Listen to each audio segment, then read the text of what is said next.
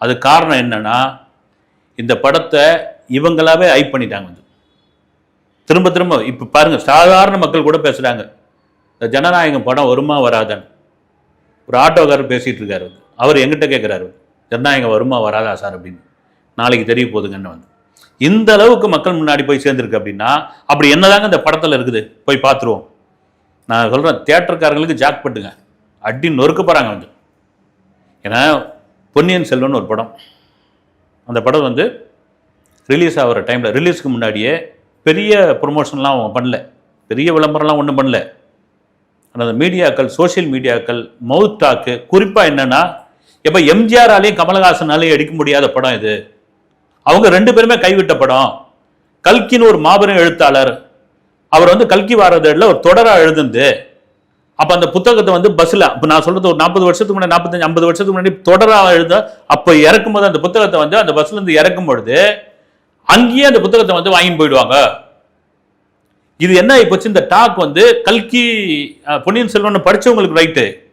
இப்போ இருக்கிற 2K kids, gen Z கிட்ஸ்லாம் என்னையா அப்படியாப்பட்ட படம் அது, இப்படி பேசுகிறாங்க இவங்க, இப்படி சொல்கிறாங்க. அதை எம்ஜிஆர் எடுக்க முடியல, கமலஹாசன் எடுக்க முடியல, என்னதான் போய் பார்த்துருவோன்னு சொல்லி அந்த படத்தை அப்படிதாங்க. ஆனால் எனக்கு பார்த்தீங்கன்னா பெரிய பிரம்மாண்டமான படம்லாம் ஒன்றும் கிடையாது. அது ஓகே, அவ்வளோதான். பெரிய பெரிய தாக்கத்தில் அது உண்டு பண்ணல.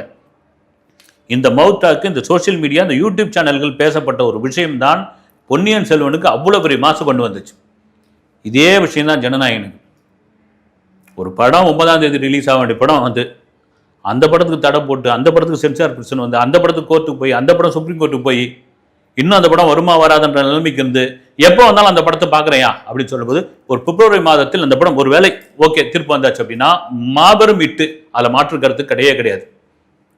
சரி, ஒருவேளை அந்த படத்துக்கு சென்சார் நீங்களே பார்த்துங்க அப்படின்னு சொல்லிட்டு, இல்லை சென்சார் ஒரு தரப்பாக நீங்கள் ரிலீஸ் பண்ணிக்கலாம், அல்ல ரிலீஸ் பண்ணக்கூடாது, எப்படியாவது வந்தால் மேல்முறையீடுன்னு யாராவது ஒருத்தர் போகிறாங்க அப்படின்போது இந்த படம் காலதாமதம் ஆகும் அப்படின்னா இது ஜூன் மாதம் வருவதற்கான வாய்ப்பு இருக்கிறது.